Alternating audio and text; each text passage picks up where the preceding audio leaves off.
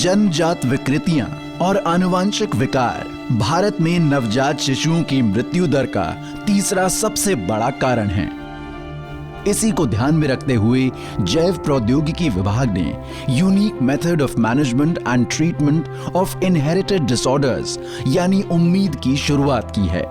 इसी कड़ी में 23 सितंबर को केंद्रीय स्वास्थ्य एवं परिवार कल्याण मंत्री डॉक्टर हर्षवर्धन ने दिल्ली के लेडी हार्डिंग कॉलेज परिसर में निदान केंद्र का उद्घाटन किया। इस केंद्र में बच्चों के जन्म से पहले ही उनमें संभावित रोगों की पहचान कर अभिभावकों की काउंसलिंग की जाएगी और जन्म के बाद रोग से ग्रसित बच्चों की जीवनचर्या को सामान्य बनाने के तरीकों से अवगत कराया जाएगा। फिलहाल दिल्ली सहित जोधपुर, हैदराबाद और कोलकाता में ऐसे 5 निदान केंद्र खोले गए हैं। हमने अभी भले ही ये 5 स्थानों पर निदान केंद्र प्रारंभ करने की बात की है। कई स्थानों पर ट्रेनिंग सेंटर जिसमें कि डॉक्टर्स और दूसरी जो रिलेटेड मैन पावर है, फिर इसके अंदर जो डायग्नोस्टिक टूल्स हैं, दूसरी चीज़ें हैं, काउंसलिंग वगैरह पेरेंट्स की है, इतने सारे जितने पहलू हैं वो शुरू होंगे।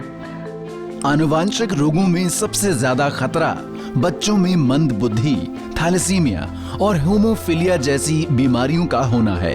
आंकड़ों के मुताबिक भारत में हर साल 4,95,000 बच्चे डाउन सिंड्रोम और थैलेसीमिया जैसी किसी न किसी वंशानुगत बीमारियों के साथ जन्म लेते हैं।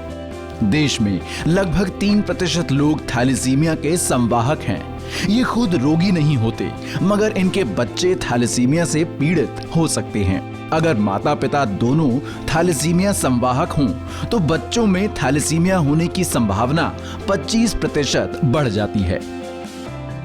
I'm very pleased that today we have been able to come up to this position where we can come forward and say that what all we've been able to do through the science, through the cutting edge science which groups have been targeting for so many years is now at a point where we can look at these science-based delivery solutions.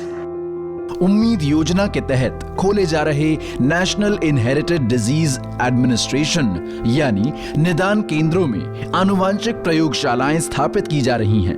रोग विशेषज्ञों को जोड़ा जा रहा है ताकि वक्त रहते ही घातक आनुवंशिक रोगों का पता लगाकर निदान दिया जा सके।